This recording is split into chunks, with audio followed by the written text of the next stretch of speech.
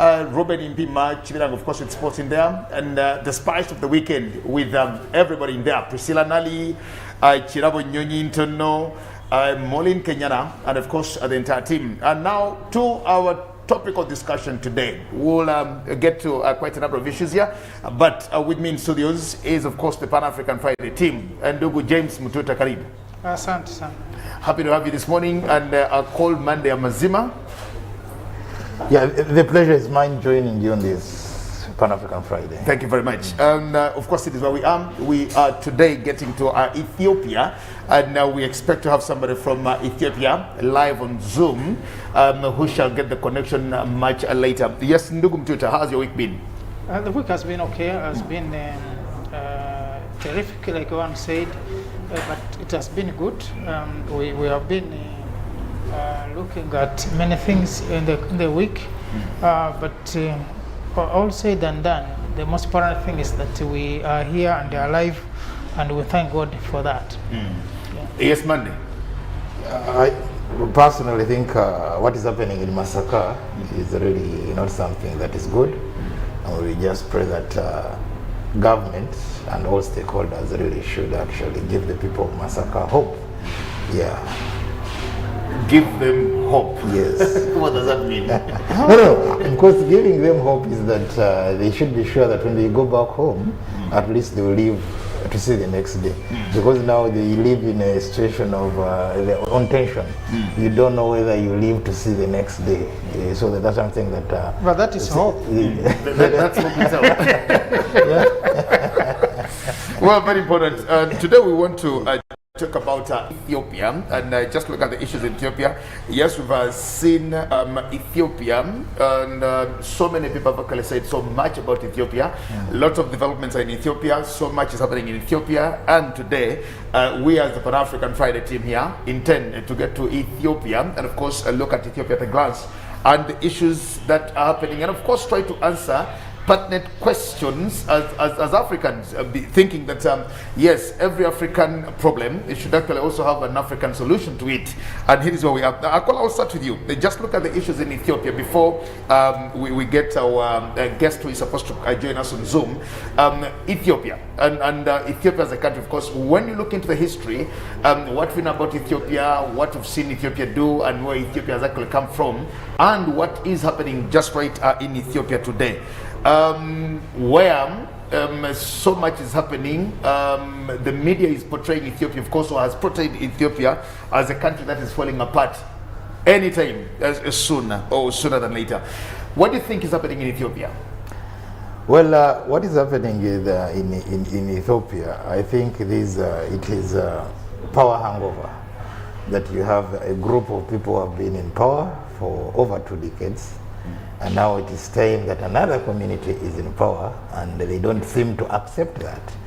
And the fact that they are also now unconsciously playing into their external enemies.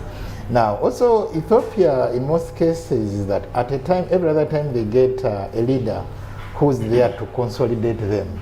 Because Ethiopia has always been seen as the gravity, as the center of African unity.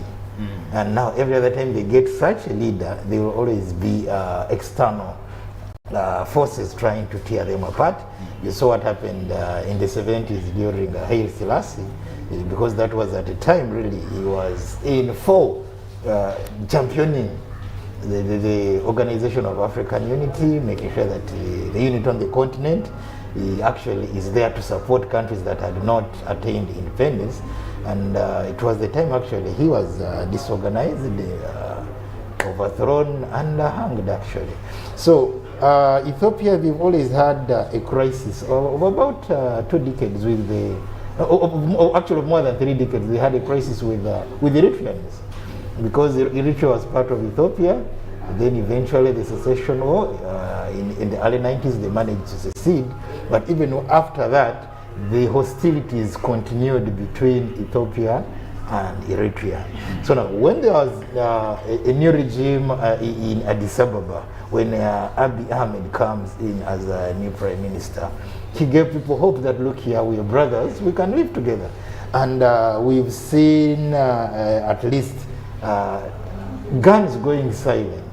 But now one wonders that after making peace with the neighbor, then again it is not well in his own country. So it reminds us the crisis, I mean the irony with most Pan-African leaders, just like Nkrumah. He was a good African but a bad Ghanaian. So now it's the same. Should we say that Abiy Ahmed is a good Pan-African but a bad Ethiopian? Because he is now failing bring the country up together. But we can't say that he is failing, but we say now this is the test for his leadership, that he has to prove to the nation that he has the capacity to bring the country together. He has also to prove to the world that he is in charge and there to give hope to every Ethiopian. Okay. Well, that's very important. And Ndugu Mtuta, we see what is actually happening in Ethiopia, and when we saw Prime Minister Abiy Ahmed coming into power in 2018, he got a peace award in 2019, and you know, from that time on, we've seen things turning the other way around. Is it intended to just demonize his regime, his government, and maybe to attempt and kill his image? And like I said, because we could tell and could see the trajectory of Ethiopia and where it actually comes from. But looking at Ethiopia, of course, like Ndugu Akoli has actually hinted or said, it's cradle or the center of African unity. That's where we as Africans actually see our centrality. And now when you look at Ethiopia running back and forth, what do you think best explains the situation in Ethiopia? The irony here is like Akol has put it. You have this man who is a Nobel Peace winner. He stood above the rest to win the prize as a peacemaker. Now, within that short time, the same person is now becoming a villain. This same very person, not even a spell of 10 years apart. There you suspect there's a problem. But also, maybe if you were to get the real problem and the solution in Ethiopia and Africa in general, then we need to look at a bigger picture of the developments in Ethiopia. Why now? That at the time when you think we have a peacemaker who is also a son of Africa and trying to build bridges with the rest of the Africans, something happens. Now, Akol put a bit in the history of why this is happening now. Could be one of the reasons why this is happening now. But you also look at it in the context in such a way that when Abiy became the prime minister, there was a lot of hope for the Ethiopians, but also for the rest of Africa. And not just the hope, because we have seen infrastructure, for example, a lot of things. In fact, from his takeoff, the world looked at this man as an example of the rest of Africa in terms of development, in terms of infrastructure. Of course, it is true Ethiopia is one of the countries that are also tied down with the poverty and with the disease like the rest any of us in Africa. But if you were to look at this problem of his leadership or for his premiership, you also need to look at the other developments, the neighboring countries. Why is the dam issue a problem in Ethiopia, for example? And you know, there is even, this is an open secret, because there was a meeting one time when the president, I think it was the president of Egypt, who was saying, I think to manage Ethiopia, we now need to get into their internal affairs and like cause a problem there. So it is also possible that part of what is happening in Tigray region is not an internal problem. It could be an external problem. But like the rest of Africa, we sometimes tend to lay a lot of blame on the external. We have been talking about the the bad image that the external media gives to Africa, and of course they do. But why is it that we also pay a lot of attention to that bad publicity? Can we have our own publicity that will depict Africa to the contrary of what is depicted? Now, the other thing is, when you look at looking at the dam issue, for example, we have the Nile runs through 11 countries. Egypt is one of them, Sudan is one of them, Ethiopia is one of them, like the rest. Now, but you realize that there are people who are assuming to have more right to the resource than the rest. And you know, resources, natural resources are part of the conflicts we have, even in our traditional homes set up. But at the same time, when you look at the dam issue, where Ethiopia, the Sudan, and actually Sudan and Egypt are involved. When you look at the details, because, for example, Egypt is saying if this dam is built, it could affect the flow of water, and then it will affect the activities, especially agriculture, in Egypt, because that is where the livelihood of the Egyptians are. But Ethiopia is saying, no, let me have this dam, because about 100 million people in Ethiopia can't access electricity. And Sudan is saying, yes, if this is done, it will also be a good move, because we shall have more electricity also. But at the same time, the flow of the Nile will be predictable to control on the flooding, and that the 74% of the arable land in the Sudan will also be used, because now the flooding cannot allow maybe that to be so. Sudan is between the two, and now Egypt saying no, there's going to be desertification, but that notwithstanding, the technical people are saying no, it can be worked in such a way that all those worries are remedied. But for me, when you look at what is happening inside the Ethiopia, you realize that there is more to the outside influence than the inside influence. It is true that the people in Tigray lost leadership, but you know what is happening there is not far different from what happened in Biafra. It is not different from what happened in the US and other areas, the Katanga areas. Now, you would not expect a government, however liberal, however civilized it be, to sit and watch a group of people seceding. That cannot be possible. Do you think Prime Minister Abiy Ahmed is responding rightly to the Ethiopian question? We talk about secessions, for example, that yes, there is no sane and sober government that would love or advocate for the secession. You've talked about the Biafra, you've talked about Katanga, you've talked about all these others. We've seen them. These agitations have been everywhere. Uganda, here, even in Uganda, we've also had those secession talks of exactly. We can choose to go our own way. Now, when you look at a country like Ethiopia, that for long has thrived and lived on a federalism, where the different regions know how to run and manage their own affairs.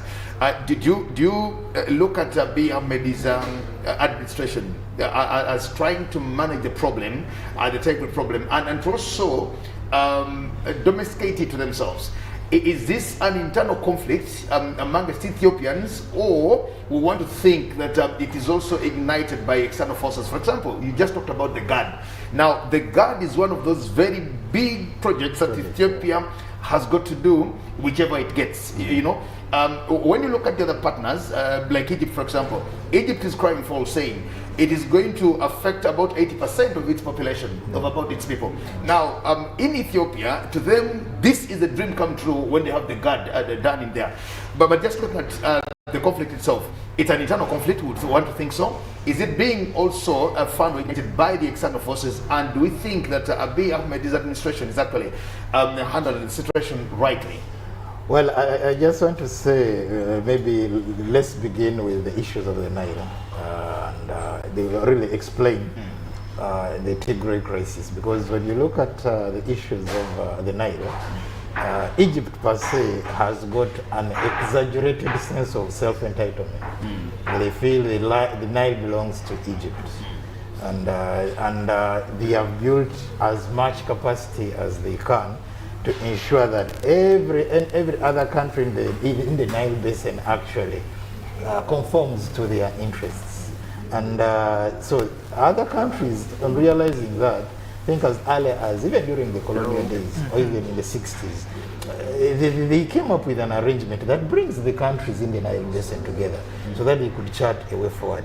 The process has been on, because actually if you interact with Patrick Kanjere, who is one of those few Ugandans who has spent the rest of his life on issues of the Nile, explains that when the Nile Basin Initiative was formed as a transition organization, they came up with what we call the Nile Basin Cooperative Framework.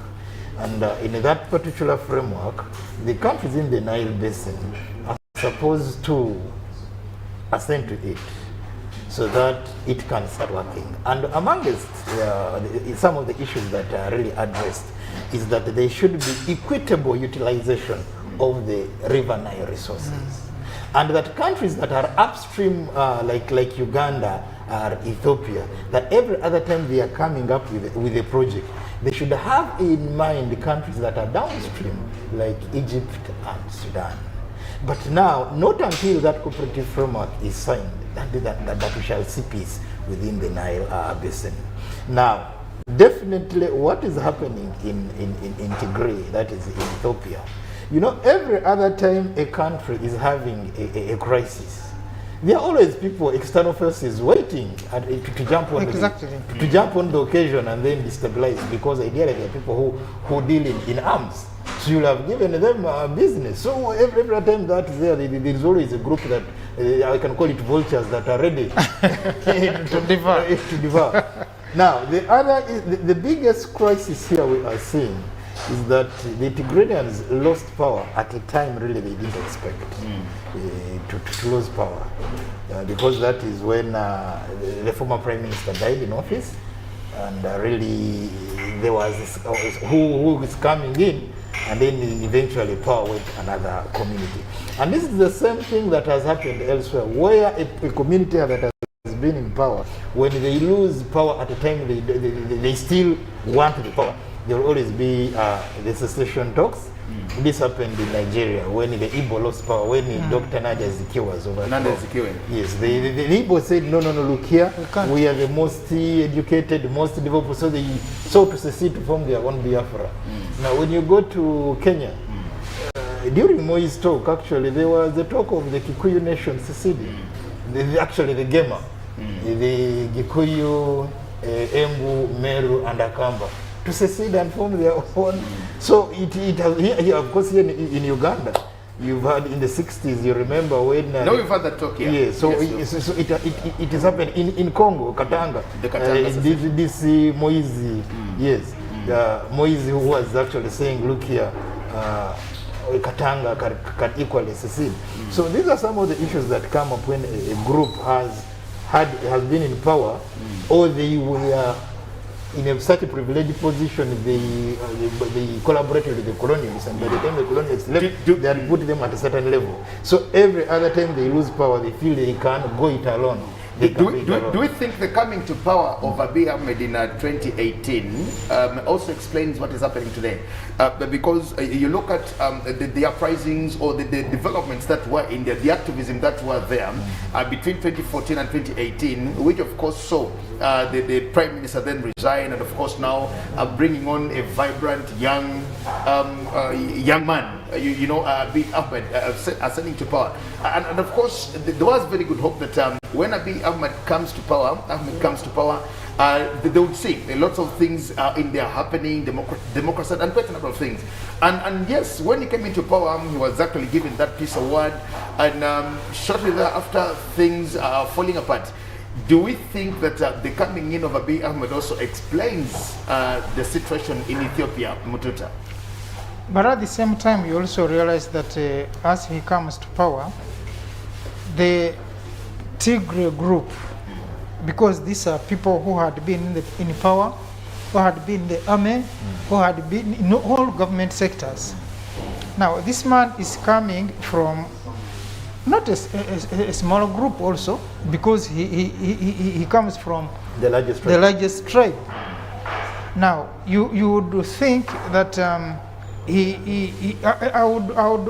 would be in an African context very normal if he's being accused of filling government and government positions with people from his tribe. That would be understood. But now, one of the things that he is being accused of by the Tigray group is that they have lost power and they are losing everything. To them, they are losing everything because they own everything, more or less. Now, that is the first struggle. But also, he's coming to power, much as many people in Ethiopia are excited because they're, first of all, having a dynamic person, they're having a young person, because I think of all the other prime ministers, he happens to be the youngest. And they are thinking now, look, I think we have a way to go. And in fact, from day one, you realize that, especially in infrastructure, things in Ethiopia are changing. But the Tigray group learns that this man is not going to tolerate corruption, which was their trade, actually.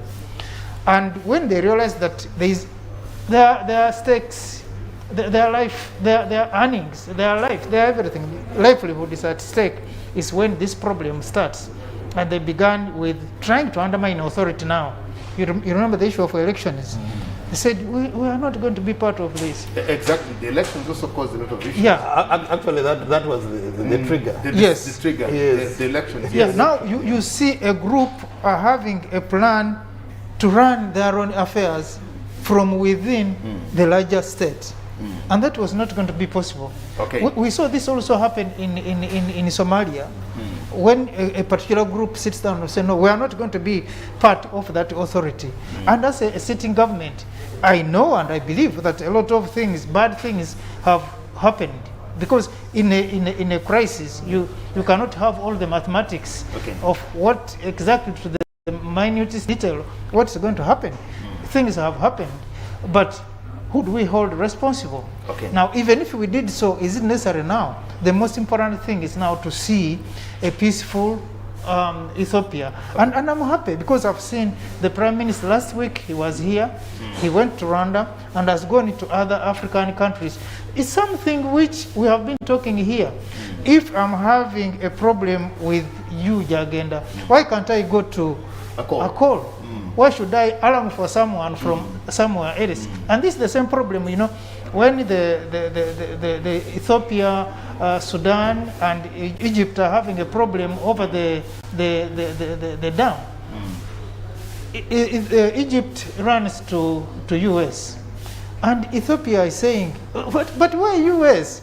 For us, we are not ready. Give us some time. You remember the other talks that failed in 2020, and that one also annoyed the US because it is like you are not. But I think for Egypt, I can understand. Remember, even the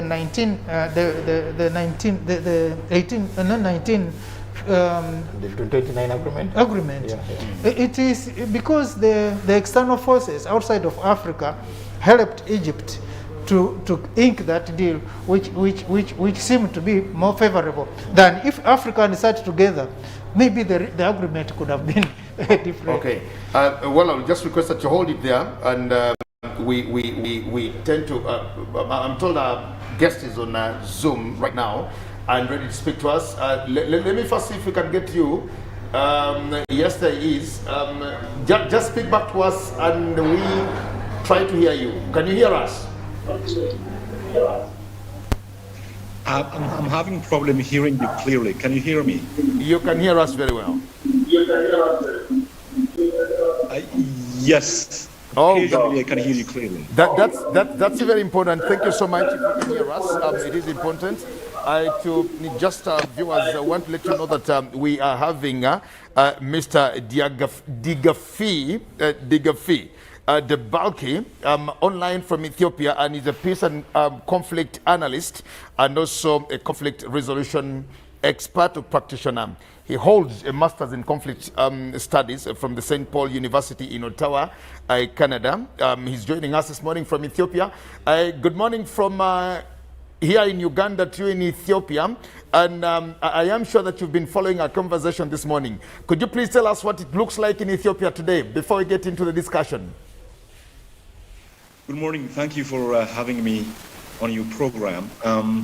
I think I've been hearing what you guys have been talking about over the last few minutes. The situation in Ethiopia this morning, as far as the weather goes, is a perfect morning. It's a sunny morning. It's not cloudy.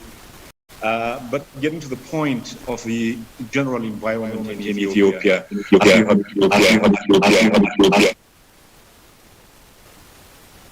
as you have been alluding to, trying to put sense. We're trying to understand what the situation looks like in Ethiopia, and of course, different players or different partners have looked at the Ethiopian situation. Everybody is analyzing it the way it is, and now just tapping into your experience, your expertise, and your calling at the same time.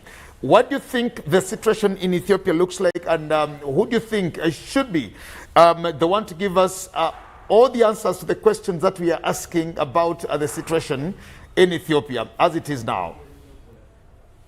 Right. I think to understand the general situation in Ethiopia, we have to provide a historical context. A historical context in a sense, you guys have been discussing earlier that the political structure which has been established over the last 30 years by the TPLF regime have been deeply based on polarizing communities against each other, political domination, and as well as economic domination. That really precipitated the demand from the Ethiopian public for a change. As such, 3.5 years ago, Prime Minister Abiy Ahmed came to power and promised a significant political, economic, and social change in the country. And as you may know, after he came to power, he re-engaged Ethiopia's relationship with Eritrea, with all neighboring countries, establishing a new form of relationship within the Horn of Africa and East Africa region. So internally, Prime Minister Abiy Ahmed brought a significant political change that has been demanded by the Ethiopian public.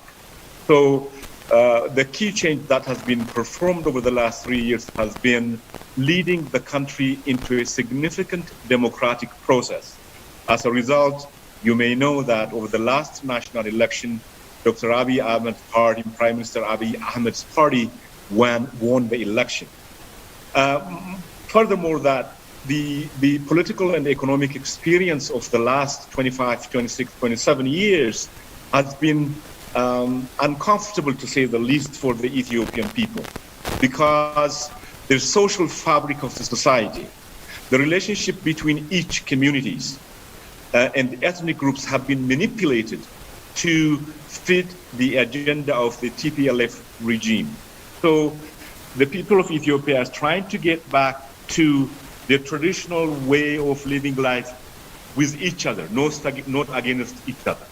So overall, to give you a general picture of the situation in Ethiopia, a vast majority of the people, including people in Tigray, want this political change in the country because it's good for the people, it's good for the country, it's good for the Horn of Africa. So that has been going on, as you may know, since April 2nd, 2018, since Prime Minister Abiy came to power.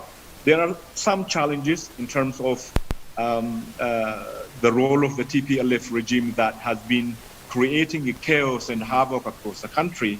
And as a result, you know that the federal government began a law enforcement operation in Tigray region because the TPLF group, they clearly stated that they have attacked the northern command of Ethiopian Defense Forces as a preemptive strike and what they call the lightning strike.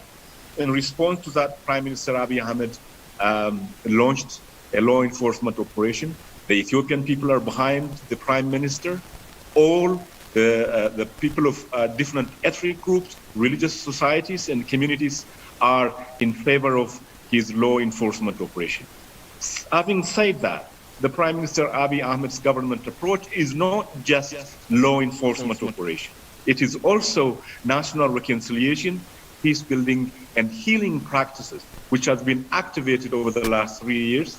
And you may know different departments, different ministries, including Ministry of Peace, have been working in that area to heal the wounds of this nation, to move the country forward in a democratic path where economic justice is guaranteed for everybody, not particular group or particular people with power, but from every sector of the society. That homegrown economic sector have been implemented over the last couple of years. And the country is, as far as I'm concerned, moving into the right direction, but it requires an understanding, historical context, historical understanding by the international community, as well as our neighbors and our African brothers and sisters must understand what the Ethiopian government is trying to do and what the spoilers and those who are trying to disrupt this significant reform and significant change, what they're trying to do. In general, this is what it looks like in Ethiopia, and the Ethiopian people are committed to moving forward their country in the new political and economic path.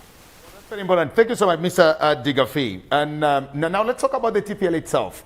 Do you think that the demands of the TPLF are actually tenable? Are they tenable demands to what is happening? And secondly, is this purely an internal conflict or an internal issue, or you think it's also being escalated by some external forces somewhere, maybe for their own interests, and they want to channel them through the TPLF? Channel them through. Right. I think there is a perception, wrongly or rightly,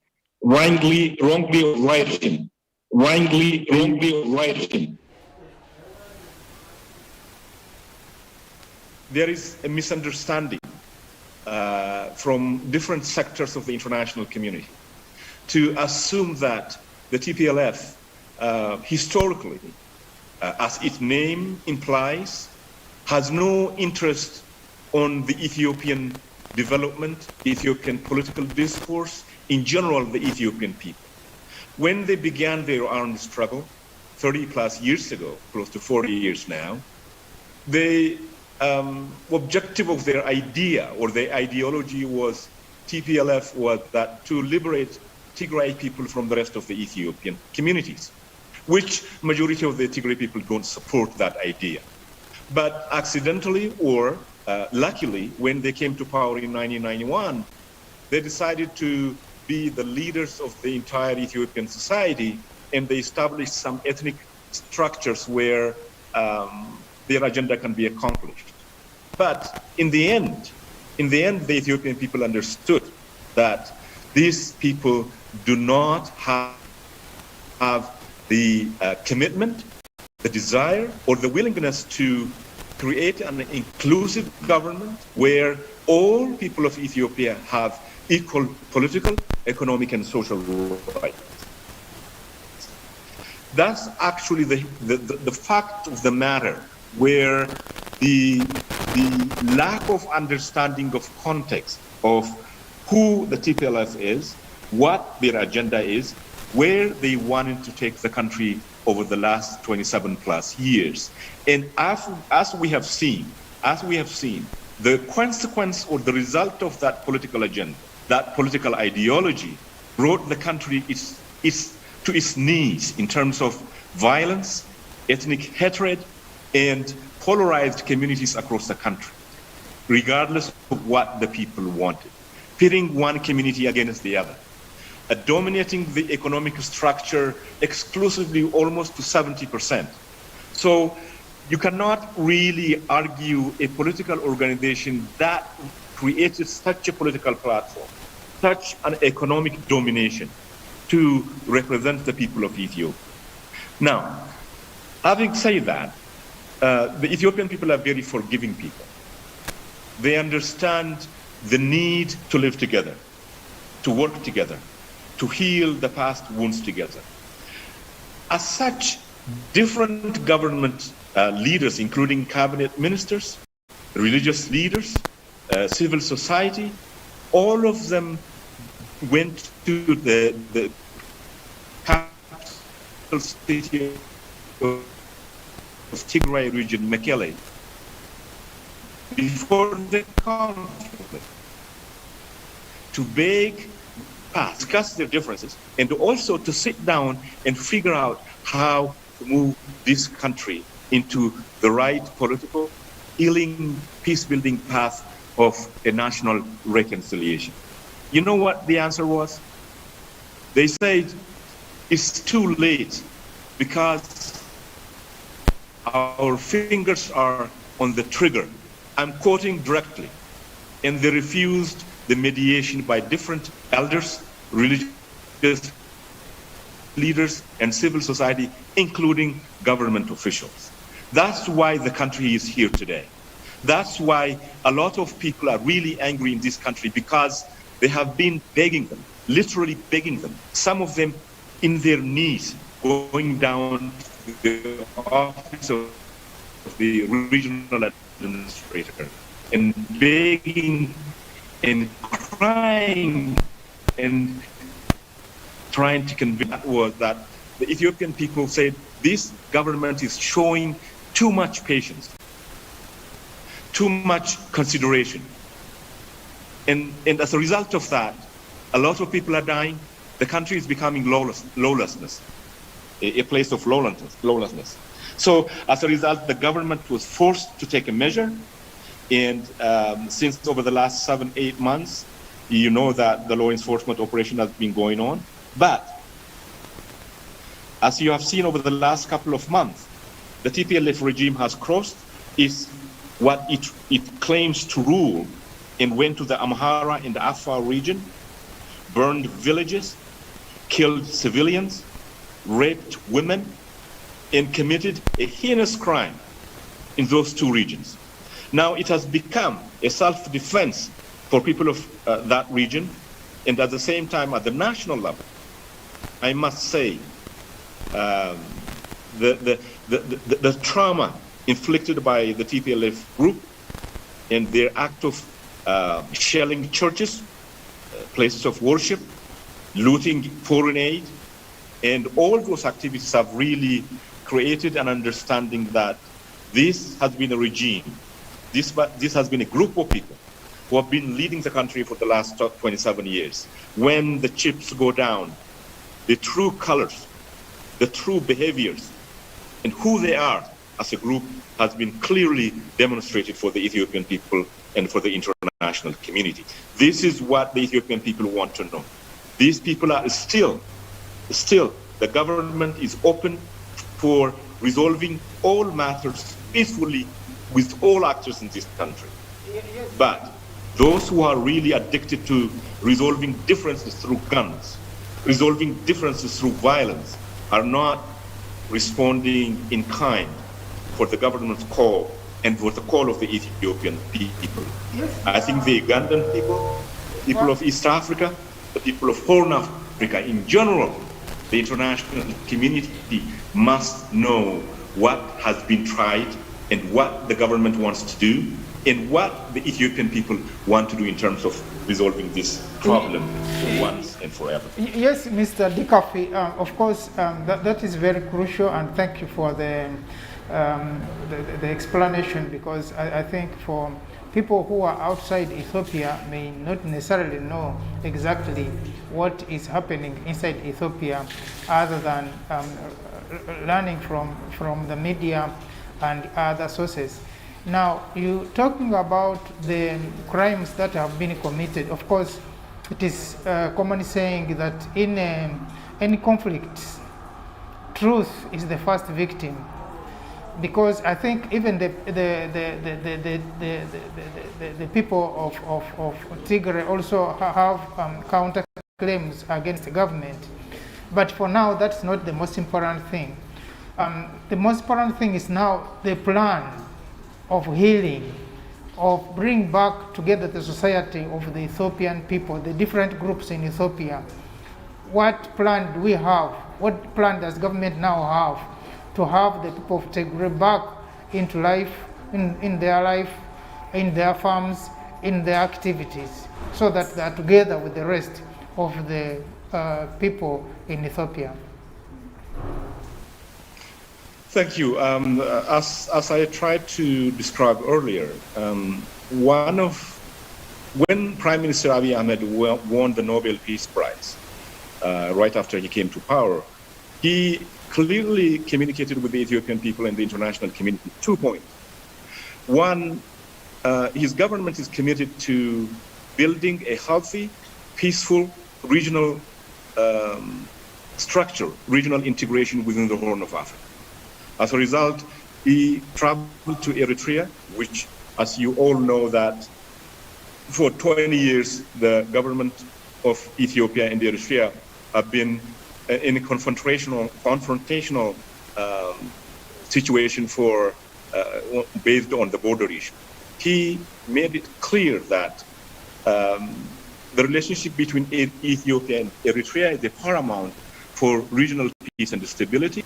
He re-engaged with the Eritrean people and established some working relationship with the Eritrean government, and that relationship has been fostered and still being nurtured and being built between the government of Ethiopia and Eritrea, as well as the people of Ethiopia and Eritrea. The other part of that dimension is that the relationship between the Horn of African countries, Somalia, Djibouti, Southern Sudan, the entire Horn region. He also engaged those regions clearly based on mutual respect, a shared goal, shared economic and political relationship, and economic prosperity. So he traveled to all those countries and re-engaged all the neighboring countries, including Kenya and recently also Uganda and Rwanda. So the ideology or the ideals of the government is really, one, to build a healthy relationship, to make sure that the Horn of Africa and the East African region is peaceful. The second part is healing the national wound in Ethiopia. When we talk about the national wound, we're not just talking about the last 27, 28 years under TPLF. What we're talking about is, as you may recall, the Ethiopian government the Ethiopian people almost for half a century lived under totalitarian rule. The first military dictatorship by the military council or the Derg, and then the TPLF regime. So just over the last 50 years alone. So in order to move the country forward, we have to identify where those social, political, and economic injustices happened. And after that, we have to find a way to heal this nation and bring the people of the country together and work their way forward in terms of healing trauma and building a platform where reconciliation and peace building can be fostered within the nation. As such, Prime Minister Abiy Ahmed and his government established the National Reconciliation Commission, still working. And second, the establishment of Ministry of Peace, which is unique in its nature in Ethiopia, in most of African countries, in the world as well. Because the history tells us that nations build defense departments. Nations build, if you look back history, most countries began their structures from Ministry of War, even the American government. And then they moved to Ministry of National Defense. But we believe in Ethiopia that the natural process from Ministry of War to Ministry of Defense, now we have to move to Ministry of Peace. What that means is that we have to establish institutions where peace can be fostered, where peace can be really engaged, peace can engage the public, not in some kind of ad hoc background noise, but mainstream institutions that can really create educational platform, national peace building platform, national reconciliation platforms, and national healing platform. As a result, the National Reconciliation Commission was established, and second, Ministry of Peace was established. And over the last 3-something years, the Ministry of Peace have been working in developing a national peace strategy, national peace building strategy, and national trauma and healing strategy with different partners, different stakeholders, and civil society, religious institutions, elders, communities, so on and so forth. So there is an understanding in this country, a clear understanding. In order to move the political needle forward, there has to be a space where the past narratives, histories, injustices have to be dealt with in a clear, precise, not in a manner of revenge. I would like to underline this, not in a manner of revenge, or not in a manner of finger pointing on one another, but also healing the country, moving the country forward, sharing history and common platform, and providing the future generation, not a platform of revenge. Okay, Mr. Digafi, just hold it here. Mr. Digafi, just hold it here. We're going to take a break. And when we return, I also want you to hear from the gentleman in studios here as we continue our conversation on looking at the issues in Ethiopia. Ndugu Akola and Ndugu Mtuta here. I think you've heard from Mr. Digafi in Ethiopia, of course, giving us that very good information and background of the issues as they are happening in Ethiopia. But I beg that we take this short break. And when we return, we continue with the issues in here, because he also highlights something that is very important. And he says Abiy Ahmed's government is also mooting and pushing for national reconciliation. And we want to know whether this actually can be a reality or it's just another African narrative. We'll take a break and return.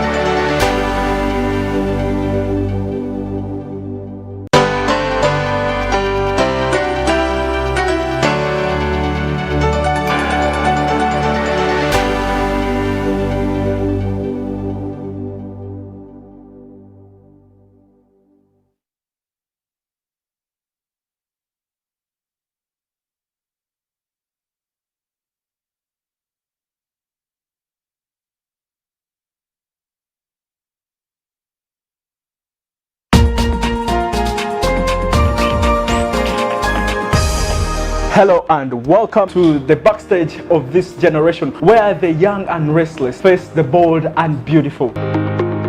It has been a very interesting journey.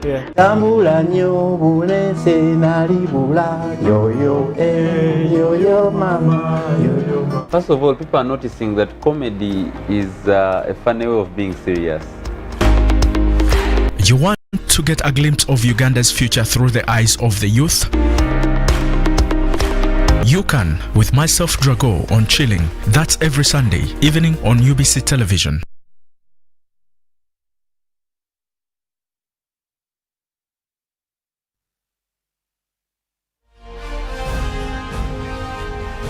Live from UBC studios in Kampala, This is Good Morning Uganda Extra.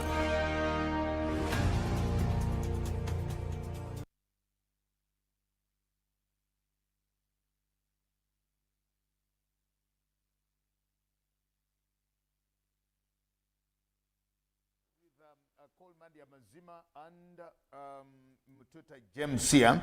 And of course, joining us online is Mr. Digafi from Ethiopia. And he's an expert at peace and conflict resolutions, just right there with us. And we thank him that he's with us. He talked about national reconciliation. We'll come to you, Mr. Digafi. Let me pick the mind of Ndugu Akolia from what you heard Mr. Digafi talk about here. Now, the election bit of it is very important, but to also just remind you that in 1961 here in Uganda, you remember an election that was also boycotted by a section of people who were still also demanding and advocating for this secession talk, just as we see now in Tigray. Do we learn from anything? Do we learn from our own selves? Do we learn from our neighbors? Or we just keep recycling our issues back and forth? Even before he comes, it is exactly 100 years earlier. That is when the Americans also boycotted because Abraham Lincoln had won the election, and his promise was on the abolishment of slave trade. So the southern states said no, we are going it our way. So 100 years later on, we see this happening, and again 100 years later on, it will happen. it will recur. It will come. Yes, well, you heard from Mr. Digafi in Ethiopia. Mr. Digafi, thank you very much. It is a pleasure interacting with him on this platform. But I think the issue Digafi is not telling us is that whereas Prime Minister Abiy Ahmed's policies are really good, but people are looking at the time that actually he was too much into a rush. Because when you look at the TPLF when they were in power, or for the last 3 decades in Ethiopia, they've had what we call regional federal parties. That the federal states, each state almost has a what? A party. That they only converge maybe to come up with some kind of a coalition to form government. Now, when Prime Minister Abiy Ahmed comes into power, he now very fast moves away from that now to form what we call national parties. National parties. Now, in doing this, I think he should also have understood that when an outfit, when a group has actually ruled a country for about 30 decades, they have built those they called the untouchables. And how you engage them, how you engage them, and also how you perhaps control them matters. Because if you really don't control them the right way, then what is happening in Tigray also actually comes in. But again, we get back as he brought in something that the TPLF originally, actually just luck was only the way that they had to take over power, but originally it was a secessionist movement liberating Tigray region, just like you see Eritrea did. Yeah, but along the way, when they found themselves in power, they actually empowered themselves. They empowered themselves. They were the people in businesses, they were people in the international community, they were the people all over. So the national reconciliation which Abiy Ahmed is actually promoting will only yield fruits if the Tigrayans is actually also brought on board, because currently it's like they are not in support of this, and indeed because they have benefited from a system that was actually favoring them over and above the rest of the Ethiopians. Then the other issue that the Digafi is not also bringing out is actually the media. Yeah, that the media has blown this out of proportion. Because when you look at the Tigray crisis, it is not as bad or as worse as the Biafra. It is not. The Katanga, it is not. It's not as serious as that. But I think the government in Ethiopia is actually massaging the problem. They've not come out to tell the story.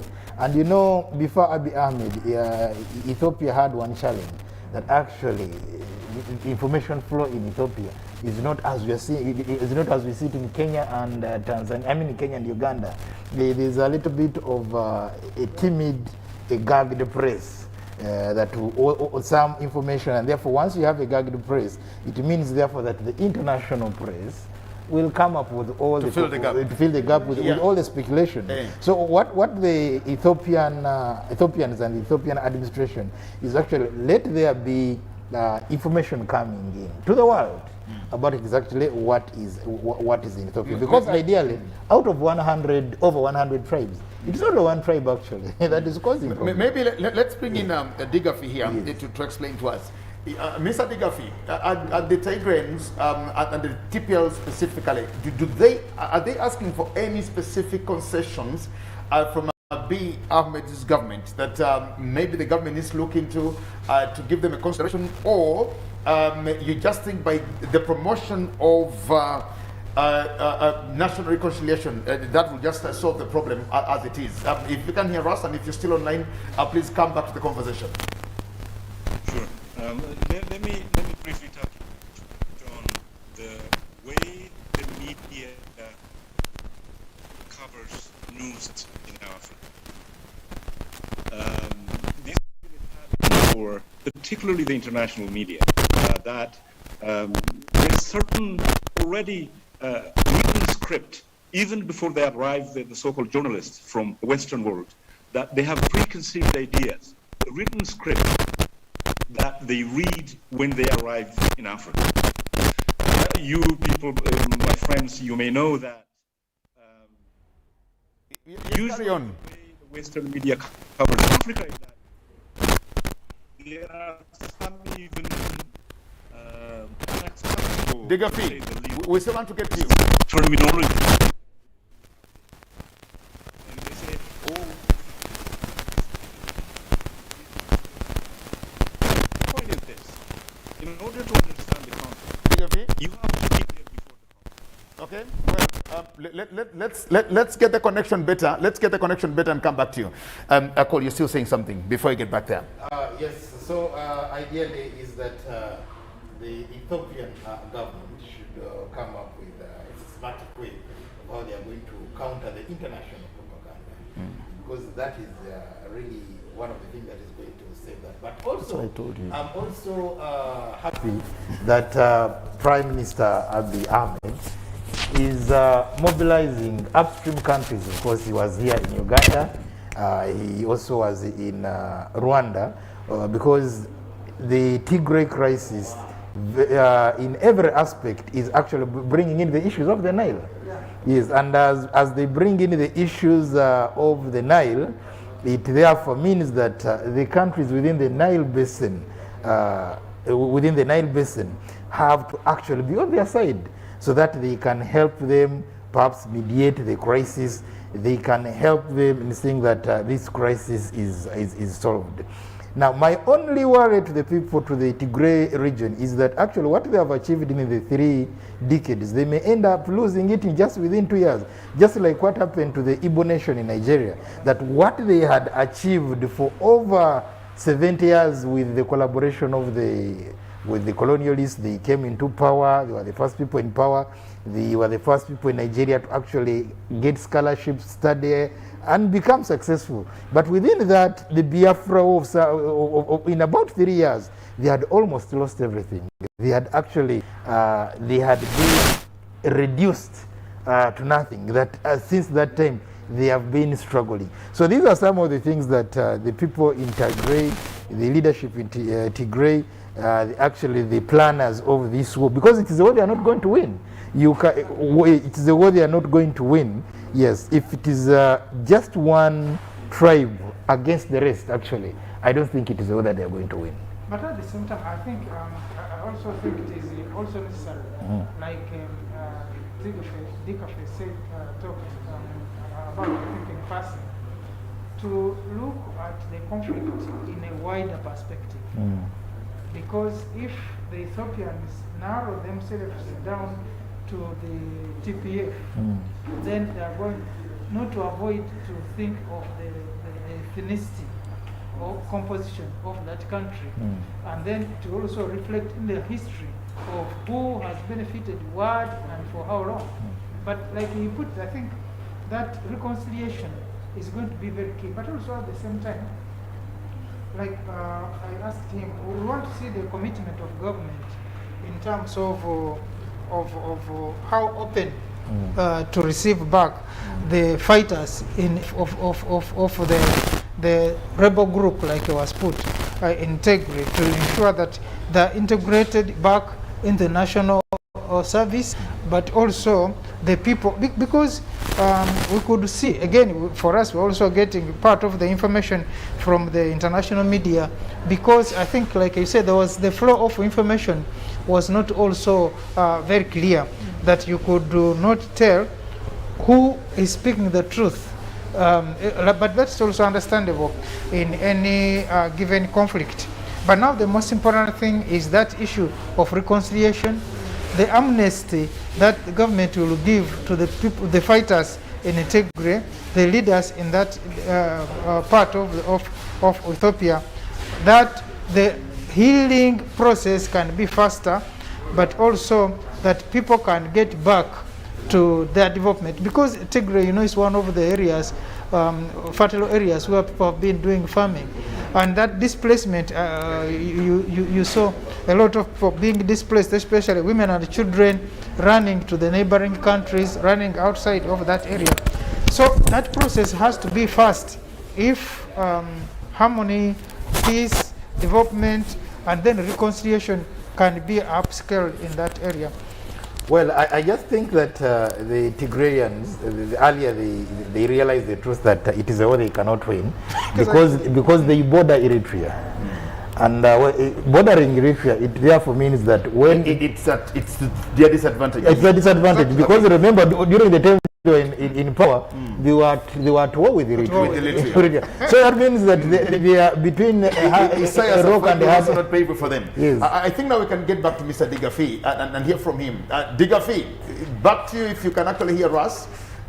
Speak to us again and we hear. Yeah, I was about the whole of justice here.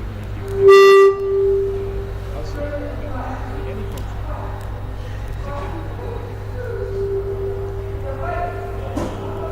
Okay. Well, still have a challenge of getting your audio. Can you hear us? Just wave to us if you can hear us. Yes, you can. We still have a challenge with his audio. I don't know what we need to factor in here. He's hearing us, but we can't hear him. Yes, he's hearing us, but I can't hear him, and we need to. We can't hear you. I think it's technically a problem, a challenge here. We need to get you.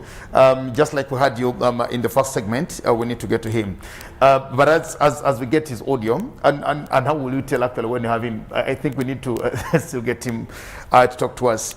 But, well, that's why you're still talking about something, about the Tigrayans. Yeah, I'm saying actually geographically they're at a disadvantage because when you're bordering, you are actually a former enemy and you're fighting your own government. Then you have no escape route. That is the bitter fact. Then the other issue is that, of course, the other tribes are not with them because when they were in power, ideally, they were, as in the African saying, they were eating alone, in quotes. So, it means therefore that if they are to fall, they are going to fall alone. But I think at this point, regional leaders like President Yoweri Museveni should intervene in having the parties reconciling.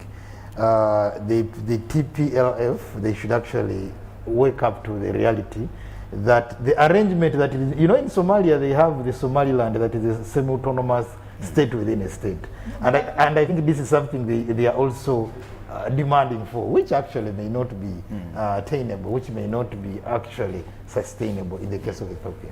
But I think it's a general setting in that part of Africa. The Horn of Africa. Yes. That there is that loose connection between the central government and the regional government, that even people can decide to belong or where to belong.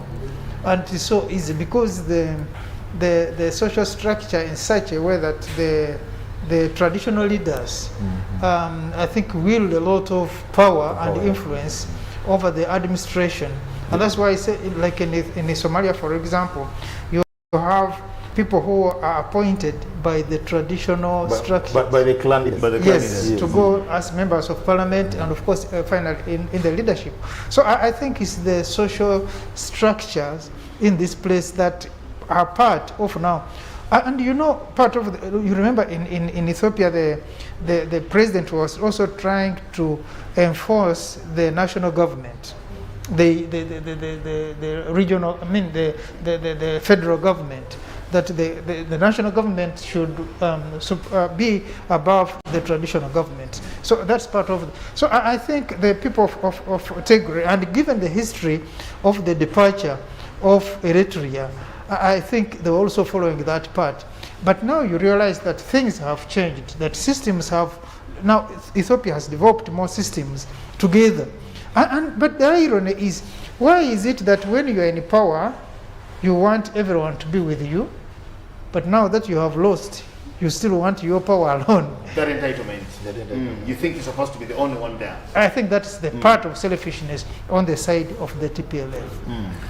Well, you see in Ethiopia, the tribes like the Aroma, who are actually one of the largest. The Oromo people. The Oromo, yes, the Oromo people, one of the biggest tribes in Ethiopia. It's their first time, I think, to test power. And of course, including other tribes that are coming on board. Now, when you have people who have been in power for about 30 years and they do not want to let go, they do not want to wake up to a new reality that this is what's happening. Of course, such kind of conflict is bound to occur.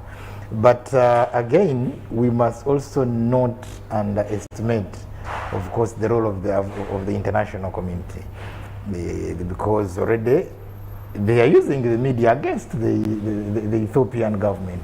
Then the other crisis I also see in the Horn of Africa, or maybe not a crisis, a challenge, is that most of the countries there have adopted a federal system.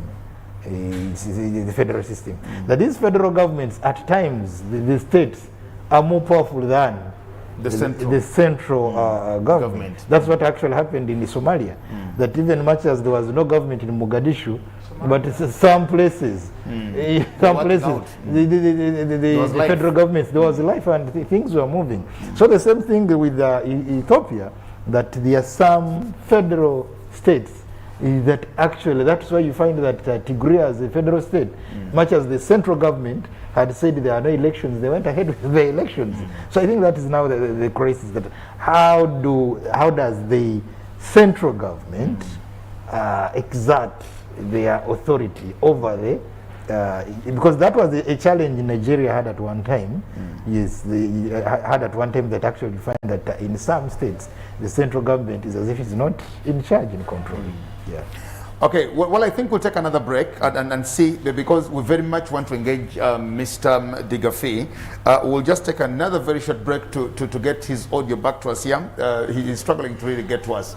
And we'll take a break and return after this very short break to see how we can again connect to Mr. Digafi in Ethiopia to continue engaging with us and, of course, painting to us a picture of what is happening in Ethiopia.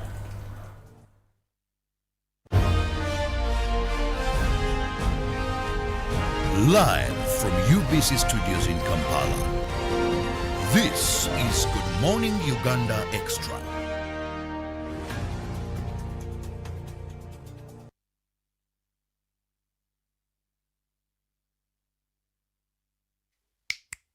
Five times the winning, yeah.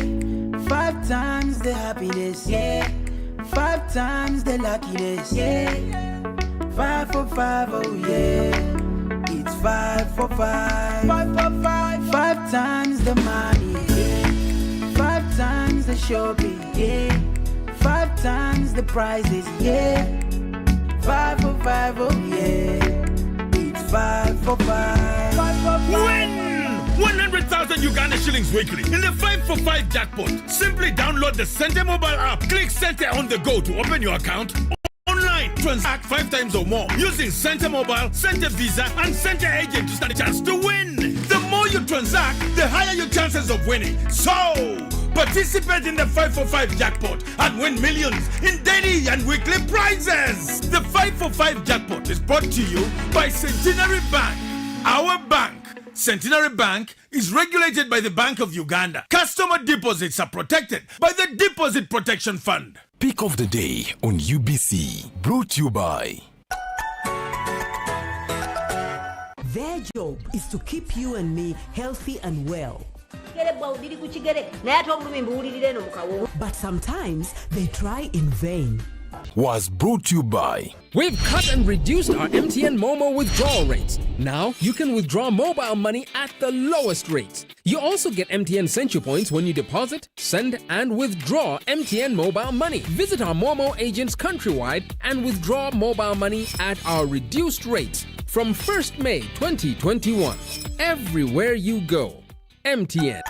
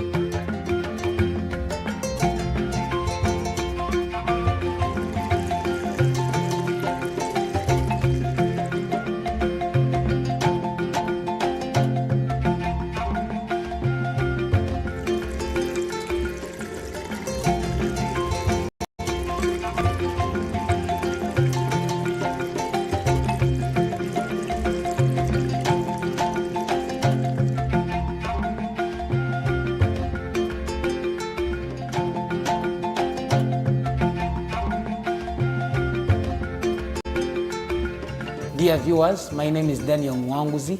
I'm a food scientist. I urge all of us to wash our hands with water and soap. Not only in the COVID situation, washing water with water and soap will help you to kill the germs in the COVID situation. But not only that, there are other diseases that we find like dysentery, cholera, all those. You need to wash your hands with water and soap, even while you're at home. Whatever you do, whether it is your children at home, encourage them, parents, to wash their hands. Parents, wash your hands. Everyone, I'm urging you to wash your hands with water and soap. This will keep you healthy. It will help you remain safe, not only in the COVID pandemic, but it will help you keep off all other germs that cause other diseases. This, I implore you, wash your hands, please.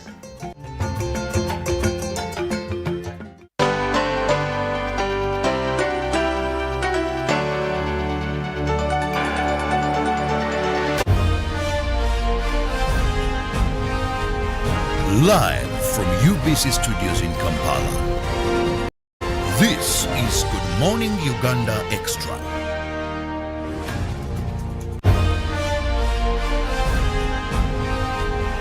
Live from UBC Studios in Kampala. This is Good Morning Uganda Extra.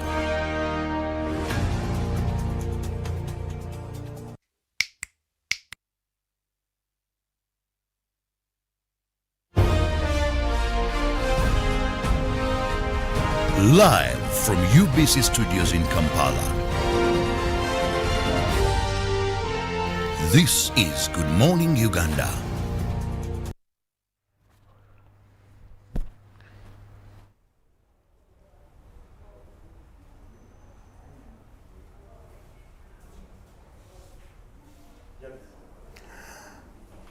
Well, thank you so much. We continue the conversation here on the Pan-African Friday live on UBC TV this morning. Very sorry about what is happening to us. Just a technical hitch here. And we still want to talk to Mr. Digafi in Ethiopia. He's spoken to us earlier on, and just right in the middle of the conversation, we lost his audio, and yet we have a good picture of him. Let's get back to you, Mr. Digafi. We now just want to think that our technical people have rectified your audio challenge, and speak back to us again, and we hear you, then we continue the conversation. Digafi.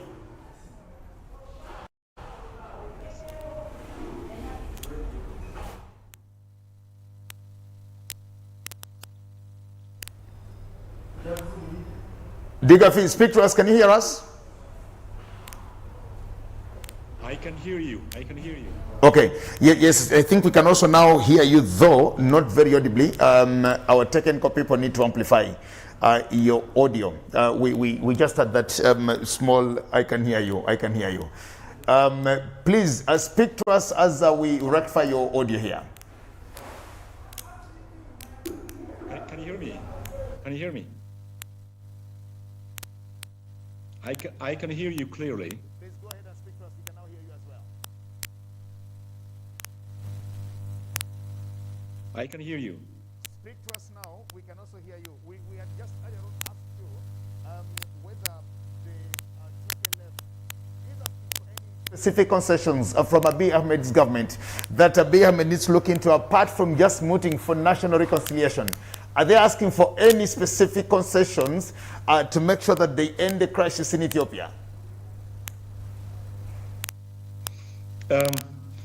As you all know, when discussing the national reconciliation, any place, there has no conditions to participate in any national reconciliation process except committing to the process itself. So when the National Reconciliation Commission was established, there are no conditions who can participate and who cannot participate. Anyone, any group, individual, institution that's willing to heal, to take part in the healing process of this country, and to bring to the table that the only way out of the crisis is by sitting down and figuring out what happened in the past and where to take the country into the future. So in terms of concessions or any political agendas, all parties who are willing to participate in a reconciliation commission are welcome. They can be at the table, they can bring their stories, they can bring their healing support to the nation. So as far as I know, there is no any precondition how the national reconciliation process could proceed, or who should be in and who should be out. I don't think there's any condition. But getting to the point, earlier, my fellow panelists were discussing about the coverage of the media, conflicts in Africa in particular. I was trying to tell you before the audio problem that the international media has a culture, established culture, how they cover Africa, how they perceive Africa. Whether they sit in New York City, Paris, London, Frankfurt, or Berlin, they sit down and write the script, and they come to Africa and they read that script. The fact of the matter is, in every conflict, in every situation, there is a spectrum. The spectrum is before the conflict, during the conflict, and after the conflict. Most of the international media begin to show up in Africa when conflicts happen. They don't spend time providing or studying historical context, how that conflict happened. You see, they have almost a script they read. As far as the conflict in Ethiopia, and particularly in Tigray, is concerned, they have these preconceived ideas how conflicts go in Africa. Conflicts erupt and detect the ethnic dimension. It's a bloodbath.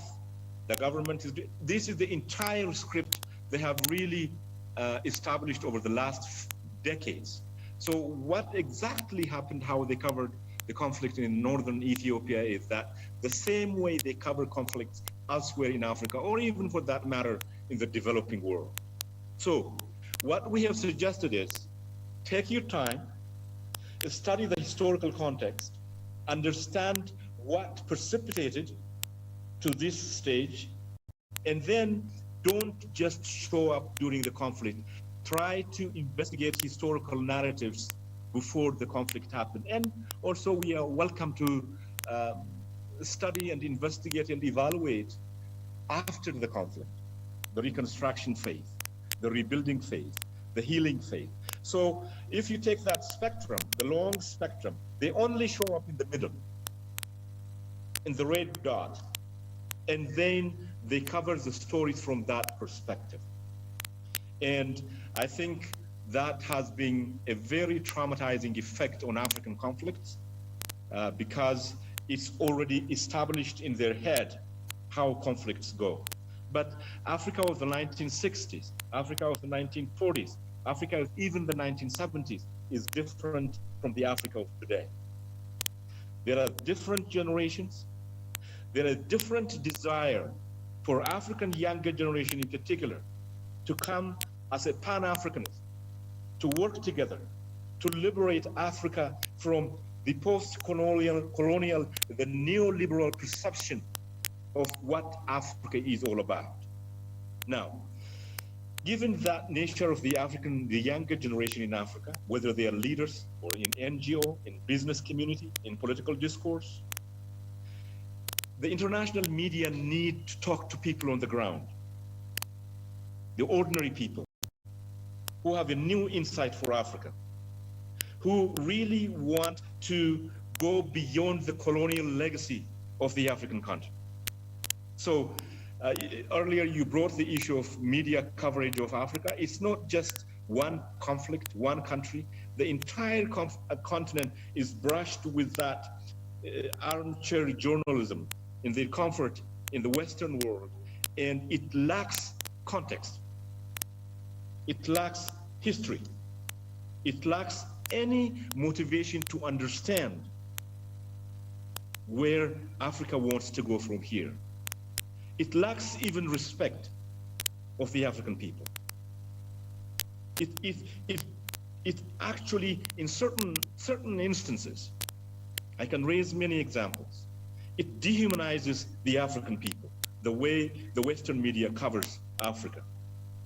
So our appeal to the international media is, take your time, talk to us.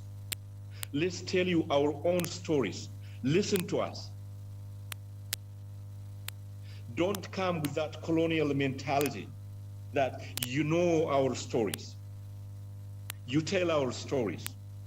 You frame our conflicts. You tell our truth. So the challenge is educating the Western media, making sure they understand the complexities, the desires, the visions and the dreams of the African people to go beyond on the bigger field, to go beyond political violence. So that's what we're trying to do. On that same note, we're just asking and trying to find solutions to that problem. When we get into African elections, we normally have different observer groups coming to our different countries when elections are actually happening. Now, in Uganda, for example, we have the East Africa, we have East Africa, we have the African Union, and quite a number of those. But also designed in a way that until the European Union comes into monitoring our elections, we don't see how credible they get. If they tell you that the African Union observer team has actually come to the country, nobody seems to recognize them. When they tell you that a regional bloc has come, SADC, you talk about East African community, and quite a number of those, we nationals don't seem to own and respect our own outfit until some other person comes in. The EU observer mission or observer team comes in, and we think now they will they give credence to processes. What do we need to do as a continent, as African states, as African independences, to ensure that we also manage and shape our own narrative? How is the media handling the situation in Ethiopia, the domestic media now, away from the international press? That's a very good point, really. First of all, we have to build self-respect. We have to respect our expertise. We have to respect our elders. We have to respect our people. When we talk about election observers, for example, you raised, which is an important point, it's about moral values. It's about dignity. It's about who we are as a people. So our moral values, our truth, our ability to dissect, reflect, and tell the truth is not respected, both inside and outside. We don't send election observers, Africa don't send election observers to London, to Washington, D.C., to Paris or Frankfurt. Why should Europeans and North Americans should send election observers to Africa? This has to be a matter of respect, a matter of understanding. The fact that in some instances, for example, the Western world provides certain level of aid doesn't mean we have to negotiate our moral values. That doesn't mean we are less of people. That doesn't mean certain skin pigmentation have more moral value than others. So when we talk about election observers, we are talking about we are not unable to control our own narratives. We are not approved to tell our own stories. Our stories are not accepted from our own voices. The mother, the elder, the younger generation, the politicians, yes, we do have our own problem. I'm not romanticizing the African continent. We have our own challenges, political, economic, social, so on and so forth. But most of all, we have our own moral values. We have our own voices. So what we're demanding is, listen to our own stories when we tell you. Don't tell our stories to ourselves. We can have a respectful discourse at the international arena. We can sit at the table as equals, not as a hegemonic, one being dominated, the other being a dominator. So when you look at the media, the politicians, the NGO, the civil society in the Western world, the way they have perceived Africa, the way they have established in their head what Africa looks like, this inhabitable, violent, doesn't have respect to human life. This is the established norm of the Western media. When we tell them our own truth with empirical evidence, they have to approve it. They have to accept it for that to be truth. It's dehumanizing. It's a challenge to African dignity. It's a challenge for African personality. So what do we do? How is the platform as yours? The platform as yours is a very useful platform where people can tell their own stories, their individual stories, stories of the communities, their national stories. We have to build a media platform. How is the media? How is the media in Ethiopia? Corporate media out in the West. How is the media in Ethiopia the crisis, managing the situation in Ethiopia? How is it happening there? We look at now the media space in Ethiopia. How are they managing the situation internally in Ethiopia?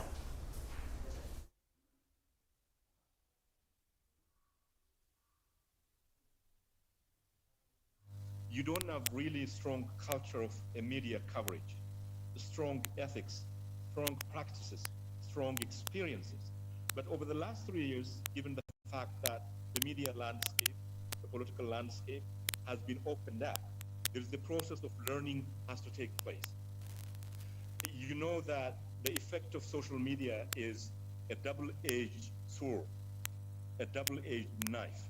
On one hand, yes, you can communicate some information to the public or with the public.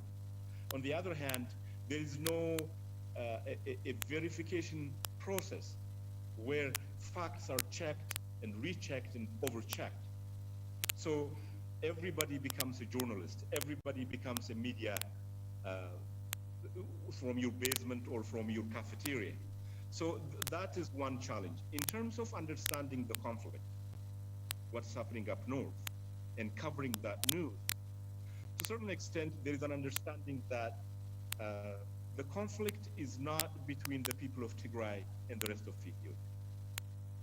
The people of Tigray also are hostages of this so-called rebel group. They need to be freed from that domination, that agenda which benefits a few leadership of that group. So the media is trying to understand that landscape and cover it in such a way, one. The second part is, ultimately, the solution to Ethiopian problem, or the Tigray problem, can be only found through political discourse, by sitting around the table and discussing, through reconciliation process. But you cannot invite people who had blood in their hands, who recruited children as armed fighters, who raped, who looted, who used their power to instigate violence against communities. So that is a legal matter. But in terms of national healing, in terms of moving the country, the media is understanding what needs to be done.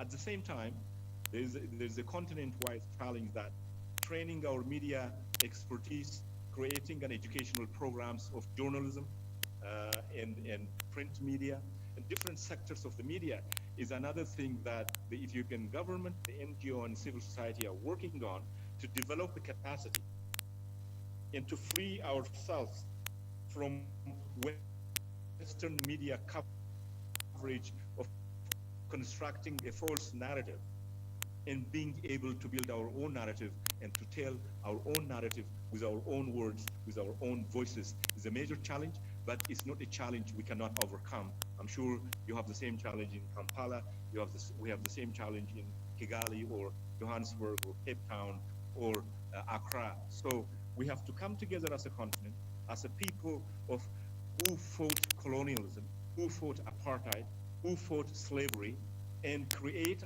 our own platform whereby we tell our own stories with dignity, with respect. We share our own stories. We tell our children how they need to tell future stories to the international community and to their children. So it's a matter of reclaiming our place within the international media landscape. It's a matter of telling our stories that we are not a voiceless people. We have a voice, but you refuse to listen to us. So that's the kind of media outlet being sort of emerging within the Ethiopian community. And I hope that is... We want to thank you so much, Mr. Digafin. We'll just cut this short because we are now connecting to a different broadcast somewhere else, where our Prime Minister is commissioning a hospital. We thank you so much, and we'll find time next time again and continue the conversation in Ethiopia. I think we needed to engage in this. Gentlemen, in just half a minute for each of you, before we cross to Kakumiro, where the Prime Minister is commissioning a hospital. Mututa.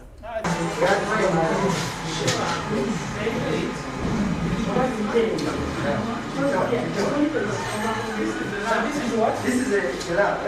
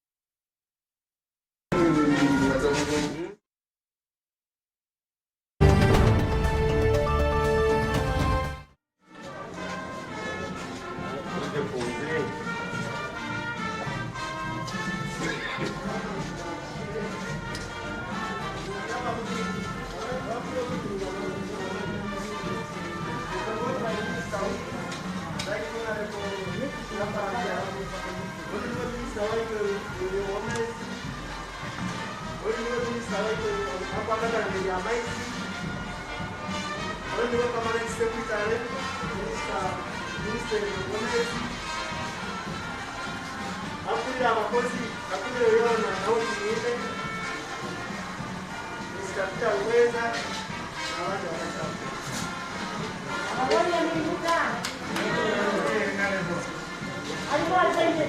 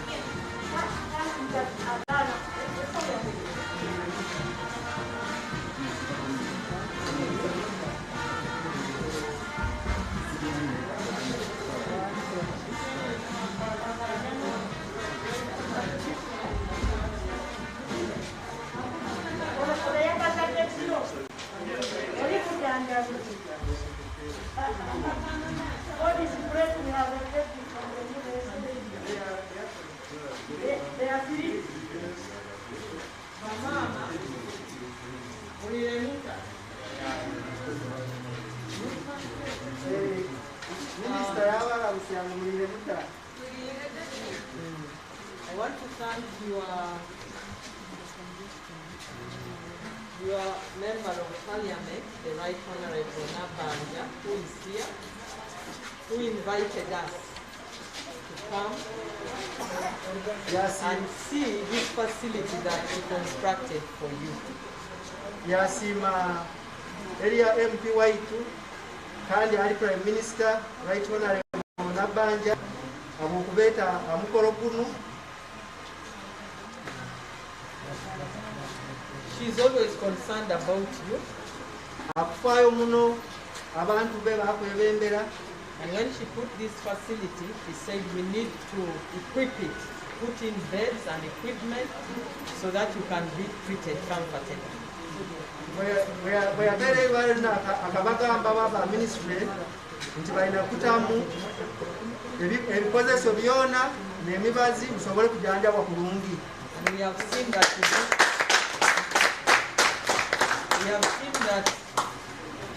you are sleeping on the floor. Some of you don't have beds, so the facility is not fully functional. Minister wabomeza agizire ngu akirozire ngo abarwaire hano muri bayingi kandi n'ebitabo bitaito mu kulya amasi. So we want to assure you, all the ladies who are here, bakubaniza abakyala bonna abali hano, that working together in our team, you have seen we are here, my PS is here and the DG, we shall make sure that first you have the beds and all the other things.